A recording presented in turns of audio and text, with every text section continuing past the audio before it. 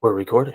Holy shit. What's up, Seriously. everybody? Welcome to the Mad Cowboys Disease Podcast. Mark and Trey, ready to go over last weekend's draft, the 3-day event where the Cowboys, I think for the most part, did what we expected them to do and did what we wanted them to do. But first, I want to turn it over to my buddy Mark. How's it going, man? You got a renovation going on at the house? Yeah, I'm strategically placed so I don't give away all the drywall and taping and all that stuff that's going on Because you right don't want to now. So upset your wife. yeah, my wife said to try to make it aesthetically pleasing as possible. So I figured the white ceiling with my head covering the taped off vent is Well, perfect. that face is all we need anyway, buddy. So I don't Yeah, think you have to worry about anything else. that's what I've been So we're told. gonna. You got the what? That's what I've been told. Yes. You are a beautiful, beautiful man. We're gonna go over our favorite picks, our least favorite picks, where we think they were right and wrong, where we were right and wrong. We made countless numbers of mock drafts, and Yeah. then we're also going to grade the entire event, see how the Cowboys did, and where we should go from here. So, Mark, I'm going to let you start it off. Who out of the Cowboys picks, actually, instead of starting it off there, let's go ahead, do a little recap of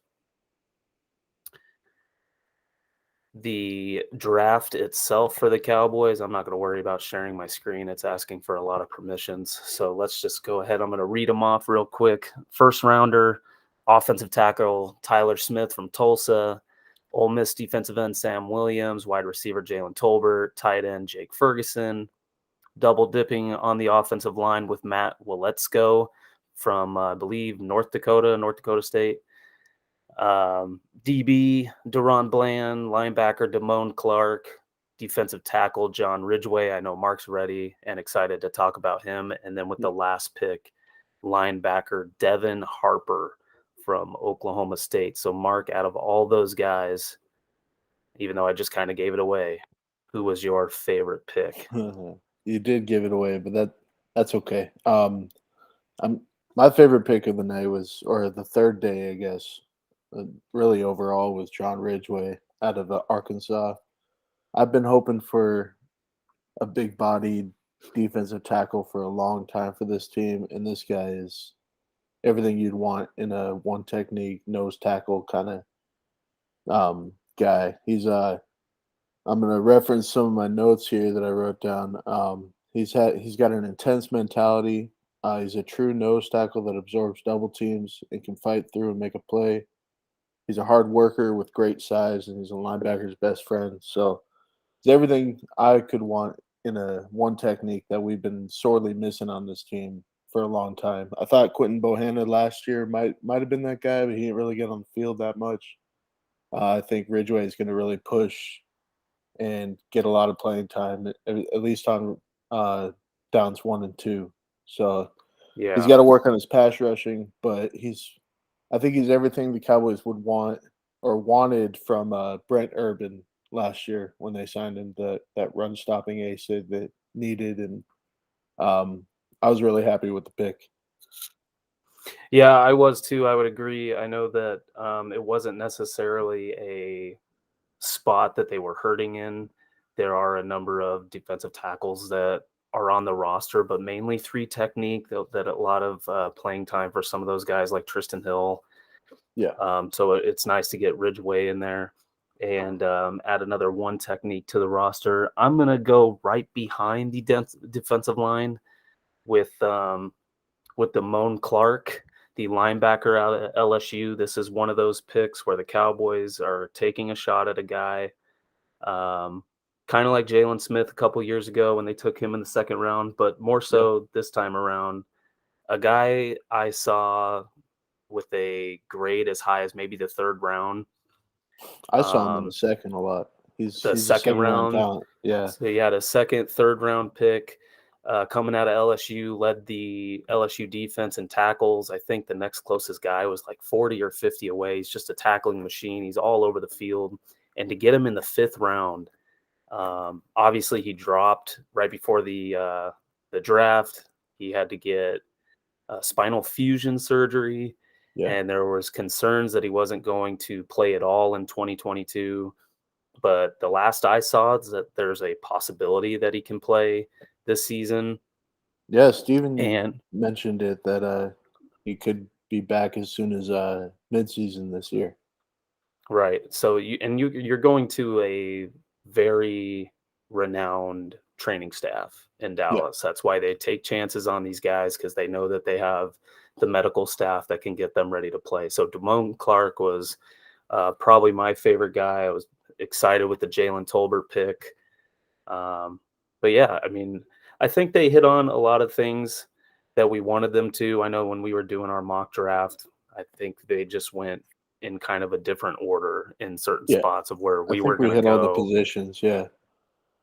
We hit all the positions that we thought they would go.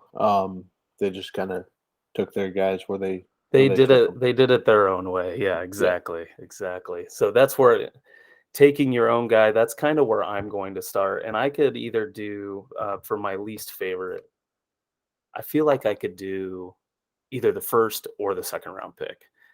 And real quick, just want to mention I'm sorry for the monotone voices. We are recording with sleeping children and wives. So Yeah.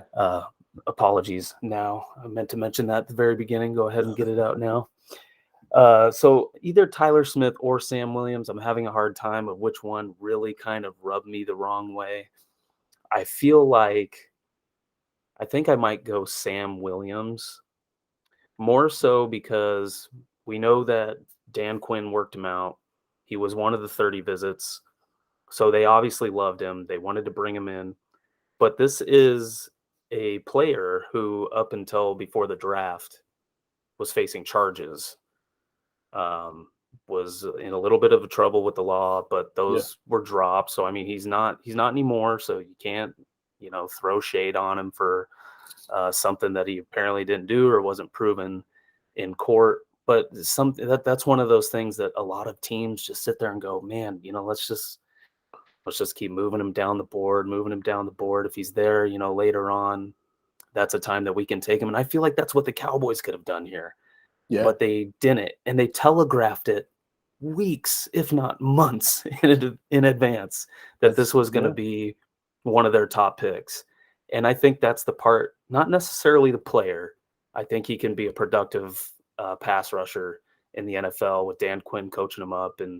But to know that far ahead of time what this team is going to do in the draft is just, it's kind of eerie in a sense. Like they just telegraphed what they were going to do, and then of course Jerry Jones is flashing up Oh the yeah. draft Today the board press in front of the conference, that was funny. press, and somebody on the Twitterverse decided to decipher it, I think that and you might can be kind of tell where 3 years in a row where Jerry has flashed the draft board for the Cowboys. They might like be. he's trying to prove something. I Like, don't. oh I yeah, see. I don't know if he like this year. I think he did it on purpose, but the last couple years, I feel like he's like kind of let the cat out of the bag, yeah. and like where Well, and that's they what have I these mean. You guys could ranked. tell Will McClay. Will McClay was sitting there going, "Dude, there's still guys on our board that are available. What are you doing?" Yeah. Like you can't start flashing that around. And then Tyler Smith, I'd mention that real quick. Tyler Smith being, that they wanted him, so that wasn't really a surprise. But Yeah. considering Devin Lloyd, Jermaine Johnson, and Tyler Linderbaum were all out there, Tyler Linderbaum, the best interior offensive lineman in the draft, and you decide to pass on him, like they went for what they knew they wanted, which is, it's hard to necessarily sit here and totally bag on them, but Yeah. I I think it just feel was like they could have gone reported. a different direction. It was reported a couple weeks ago that the Cowboys were really high on Tyler Smith, and they never really denied it or tried to put a little smoke somewhere else to try to get the Right, they was right. just kinda that was their guy that they liked, and Sam Williams is the same thing that Dan Quinn worked him out personally, and he was always gonna be an option there if he's there. I think, if you look at the board and you switch the Jalen Tolbert pick and the Sam Williams pick, would you feel better about it? Yeah, because that's the way that I did it in my mock draft. Yeah. So, I mean, they're both on the team now, so we can nitpick at this thing all we want, but where these guys go is irrelevant now. Well, Mark, isn't The that why we're doing this? Yeah, you're right. I mean, because my least favorite pick, I'm gonna nitpick a little bit, was the sixth rounder that we got, Devin Harper, which I thought there were better linebackers on the board still in that spot. He's got some good athleticism. I think he's like a sub 4.4 guy. He's got the traits you want in a linebacker, but when you watch film on this guy, he's one of those guys where he flies around, but you're not really sure if he knows what he's doing half the time. Yeah, He's just kind of running around, and maybe, I mean, obviously he's going to start out on special teams, I think, which he could play the gunner and be good at it. So he may just be a special teams guy his career, and that's fine. But I just thought there were better linebackers on the board where we picked him. But I'm not going to rag him too much on a 6th round pick. So, yeah. it's Well, that's the funny part to me. I was thinking about this the other day, just the amount of mocks that we did and considering when we think players are going to go, but you don't get to really take into account because you can't see it all 32 teams draft boards and yeah, how they look at players differently than what the guys who do it for a living do that aren't a part of NFL teams. To lose Connor Williams, which is fine. Not defending Connor Williams in any way, shape, or form right now, but to lose well, you're a a Texas heavily, guy, so you gotta it's kind of yeah, embedded in you a little bit. it's like, oh, why did we get rid of him? I could have bought a jersey. Um, to get rid of a guy who was highly penalized last season and then pick up a prospect who was highly penalized during his college football Yeah, season last year is just kind of, it's a head scratcher. You sit there and you wonder, Tyler Linderbaum had short arms. Who cares? He played in the Big Ten and he was dominant. yeah, You could have, they're just different ways you could have gone, but they got the guy that they want. They move him into guard for the first year. Maybe he's the heir apparent to Tyron Smith once he leaves. But by the time that happens, we'll hit another draft or two and maybe find our next left tackle, and Tyler Smith can stay yeah. in the I think you look interior. at their draft, and we were both really high on them taking an offensive lineman, and they did take 2 offensive linemen, but there were 2 projects that we're gonna have to work on. Like Tyler Smith he comes with a lot of technical issues and that they're gonna have to clean up, and that's on the coaching staff, but also him. He's a young guy. He just turned 21 like 3 weeks before he was drafted, so he's one of those guys that you never stop developing even once you become a pro. So Right. I think they're going to play him at guard next to Tyrone Smith, and he gets to learn from one of the best to do it in the last decade. The other guy, Matt Waletzko, is everything you want athletically and um, up here in the brain that you want in a tackle. Um, I think I read somewhere is Pro Football Focus did athletic grades on like 1,200 tackles over the last like 10 years, and I think Let's Go is ranked number 6 out of all of them, which is insane to That's me. crazy. The Yeah. athleticism on this kid, and he's huge. He's like 6'8", 315. He ran a 5.02. He's long. He's mean. He's smart, but he went to a smaller school, so he's gonna have to develop. I think he's going to be Josh Ball's competition at the swing tackle position. But if he comes along, then maybe Tyler Smith plays at left guard, and you got your left tackle and Sam Waletzko in a couple Right. years. Right. So Yeah, they and then all the UDFA's that they grabbed too. I remember seeing Kellen Deesh, the yeah, tackle from Arizona State that didn't get drafted, and I was wondering, oh, maybe we can go grab that guy real quick. Like let's yeah, just grab as many offensive linemen as possible because he's a big cat too, 6'7", over 300, 315, 320. Yeah, I don't yeah. remember the exact number, but just kind of comparing the real draft to our mocks. I know you kind of alluded to it earlier, thinking about going O-line in the first round. You flip-flopped a couple of them. You had I your go with receiver O-lineman. first, right? Olave in the first. Yeah, Yeah. you had Olave, which is I mean, I Wait, feel he went. like we Where did, should where have did he go? known. He went I number think you went 11 or 12. 11. Yeah, Yeah. I think I think we should have known better that a lot of receivers were going to be gone, but that's the hard part about doing the yeah. PFF mock draft simulator, No one thought CD Lamb would be there a couple years Yeah, ago, exactly. and he dropped. So I see Chris Olave's name. Now I'm going to take him. But thanks to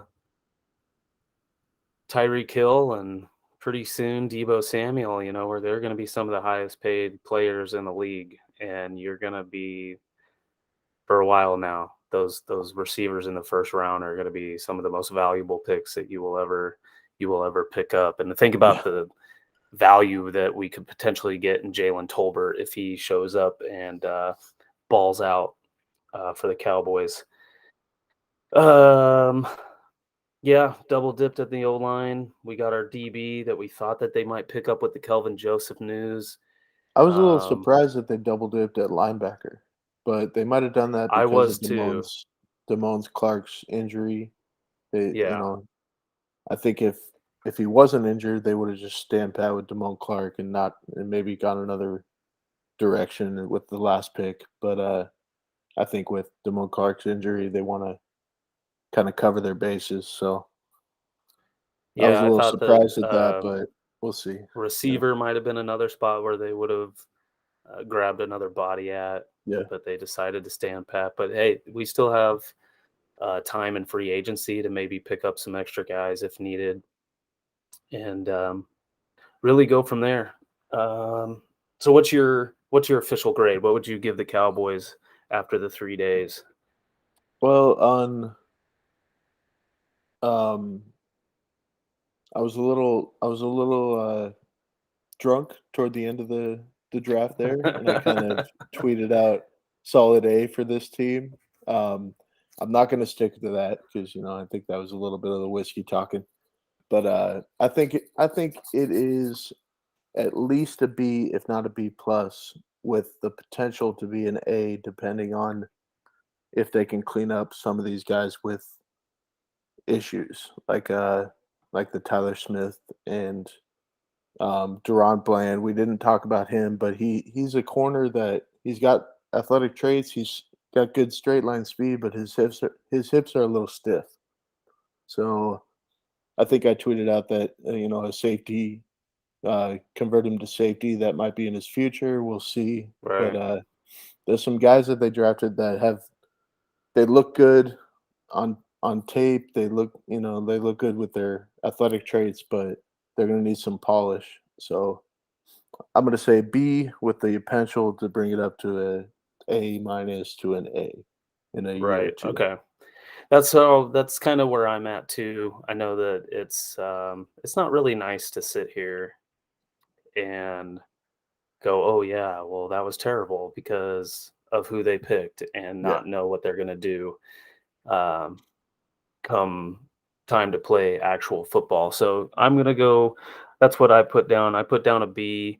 I think the first couple of picks again were just reaches for me. Sam Williams, I think, is a guy that they could have waited on. I didn't think that anybody was rushing to grab him. The whole Connor Williams to Tyler Smith thing with the penalties is something that just kind of bothers me. The most penalized team in the league last year, and your first yeah, round pick was one of the most penalized linemen, if not players, in collegiate football last year. So if again they clean up those guys, polish them a little bit. I mean, it's going to be learn by fire, for Tyler Smith especially yeah, getting in there. And when you lost Randy Gregory, I thought it was a great opportunity at 24 later in the draft. Who for this guy, who a lot of people had in their top 10, top 15, Jermaine Johnson the second, to pick him up as your edge rusher on opposite side of Tank Lawrence, but it didn't work out that way. So I'm gonna stick with a B. Take me up to a B plus. Yeah. If something good happens during the year, but that's You know, where I I'm wasn't I'm I going with. wasn't as high on Jermaine Johnson that a lot of people were. I thought he was more of a second rounder. Okay. I think he's more of a boomer bust player, but a lot of people liked him because he's plays a position that people need. So, um, where Sam Williams was drafted, I think he was more. I had him as a 2-3, so you could have got him in the third and felt good about it. They reached on him because they liked him, so that's that's how it is. So in our minds, we're just going to switch the Jalen Tolbert pick and the Sam Williams pick and feel better about it. We're Yes. already and Yes. we're already Yeah. at a B plus by doing that. Perfect. Perfect. Yeah. I mean, I thought the tight end pick was good. I didn't get the guy that I wanted. And they started, I mean, Arizona took Trey McBride in the second round, I think. And once Trey McBride went, that's when some of the other ones just really kind of started to fly off the Yeah, I think board. By the Jelani time the Woods was another Cowboys one. went, yeah, Kate Otten was gone, Justin Yeah, Rucker was gone. I think even Charlie Kohler was gone, and then one guy that I never even looked at, Jake Ferguson. I was like, okay, but then I watched some of the tape, and that's you're asking for a guy to come in and just be ready in a year, yeah, really, but hopefully be a contributor. Obviously this season, but we got Dalton Schultz on the franchise tag, so you're gonna hang around and be the tight end in waiting for the Cowboys, and that's not really yeah. a bad gig, I don't think. When I when But I when I watched when I watched Ferguson for the first time, I think I watched one game of him, and I just like I wrote down Dalton Schultz 2.0, and he's athletic, he can catches everything. He's not the best blocker, but he's a willing blocker. He gets in the way, mhm. which is all you really want in a tight end nowadays. Um, but so I kind of dismissed him after the one game. But after he was drafted, I go back and look at all these guys and see if I missed anything.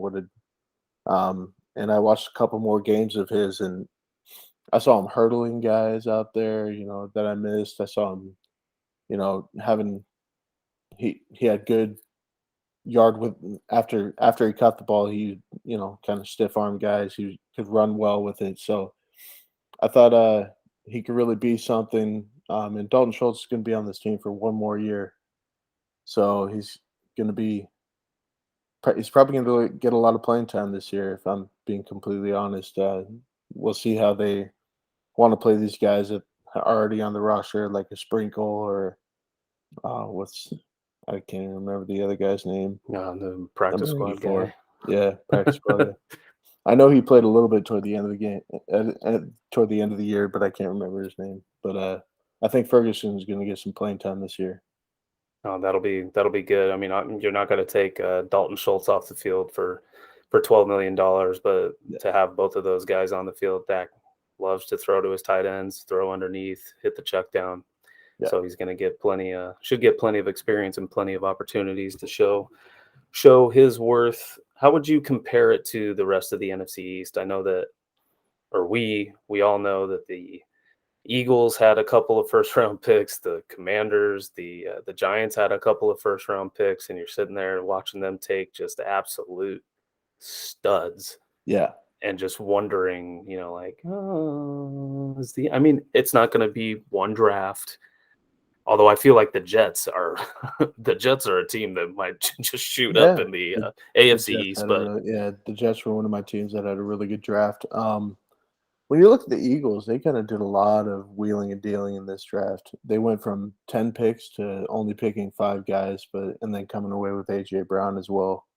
Um, I mean, they took guys. Getting Nakobe Dean in the third round is a huge win for them. We'll see how his injuries turn out. That was why he was dropping. That I heard he had a yeah, probably something like a pretty pec tear and something yeah else pec going tear that he on. needed to get surgery on, but he didn't. I think I saw like a knee and ankle thing going on, so he had a lot. He had a lot of injury concerns, and that's why he was dropping. But if you get a guy that you saw on film, playing for the Eagles. They finally got a linebacker after all these years. So I thought they had a pretty decent draft. They did a lot of moving around, but they got good players. The Giants, it's hard to mess up when you have 2 picks within the top 10, and they really didn't mess that up with Evan No, Neal not and at all. Thibodeau.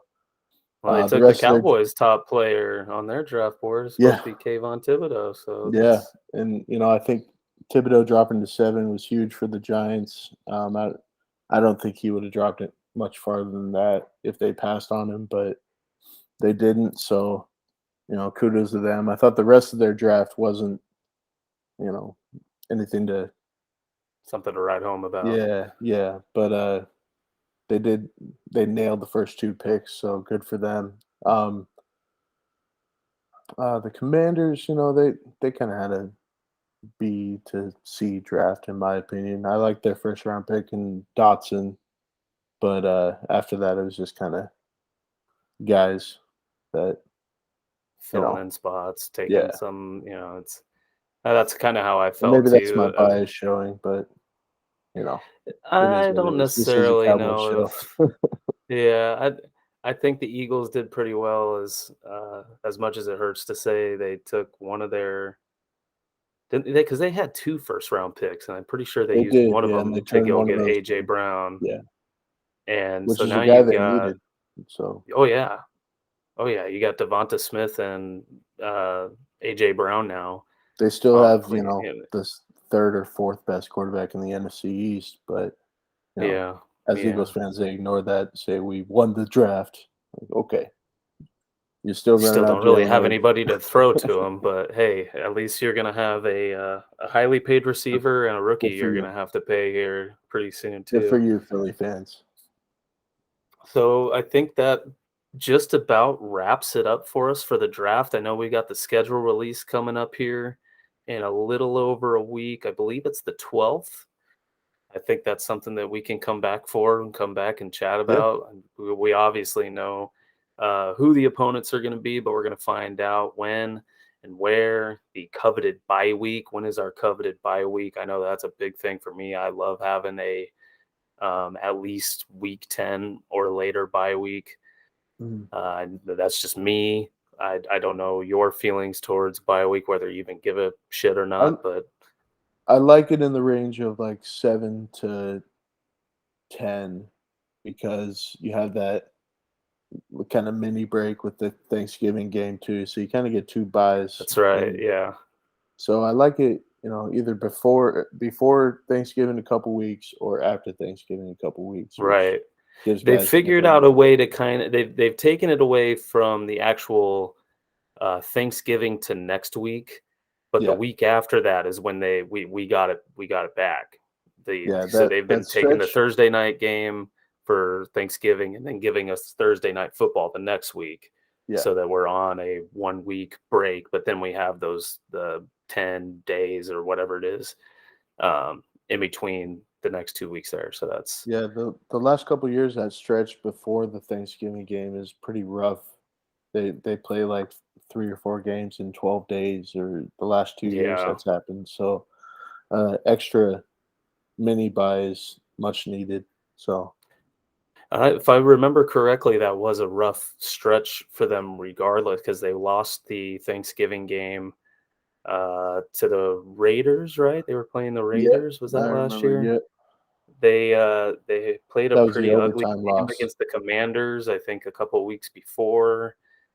Um, that I mean, that was just that rough stretch of the season where Dak just seemed to lose his confidence, and then Yeah, Kellen Moore couldn't figure anything out of any defenses that they were throwing at us. There didn't seem to be any scheme changes or any adjustments to get Dak going, but we just need him to let it loose, man. Troy Aikman said it after the playoff game. Like if he's got CD Lamb, he's just got to throw it in his direction yeah, and see what happens. yep, I agree. So, um, well, it's been fun as always. Yeah, man. Another draft gone, and we'll start getting ready for the next one because that's what we like to do, especially in the off season. Oh, yeah. Now it's Excuse a me. now it's a long 4 months until we start seeing any games. And Yep, games and I think they get got ready for Oxnard. toward the end of May, early June, they do the rookie mini camp, and then start getting into training camps in July. So Right. there's still football to talk about, but it's just a long. It's just not as much stretch. fun. Yeah. So we'll see you guys probably in about 8 days after the schedule release. We'll go over some of our favorite matchups and see what kind of stretch of the season might be good, might be bad, different things to look for. Make sure you find us on Twitter. Mark is at MBOYNTON, Boynton. Boynton. M It's hard Boynton to say. 78. Just go with that. I'm sure you'll find them. Yeah. And then I'm at Trey D Warren. Make sure you follow the show too. We follow back. Find us on YouTube, and we will talk to you guys later. All right. Bye, y'all. I don't know how to stop recording. Hopefully I can cut this out. Oh, there it is. Just This cut blue this bit. button that says stopped recording.